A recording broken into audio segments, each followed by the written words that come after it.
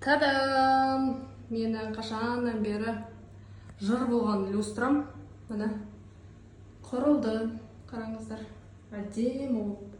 Бұл кухняның люстрасы міне. Қараңыздар, еще 3 положение жана такие теплый, сосын холодный, сосын тағы да более қандай голубой цвет береді екен. И міне яқтыка мынау, бұл прихожестың. Помните, бірге таңдадық қой? Торғай, екі торғай. Міне бұл прихожка. Так, и мынау спальныйе. Ну, прям оригинальный болып тұр енді. Жіп-жынды. Өзіме ұнады. Қазір енді залдыкын көрсетем. Залдыка вообще әдемі. Как будто бір не істеп таңдағандай, мынау серый, плафоны серый таңдағанмын. Мен плафонды серый таңдағанмын и неге тюльге. Занавескеге ше.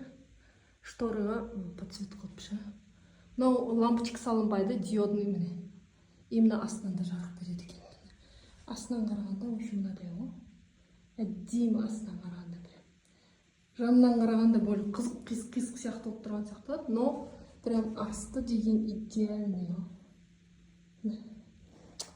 Күшті. Сонымен менің люстраларым құрылды, шүкір.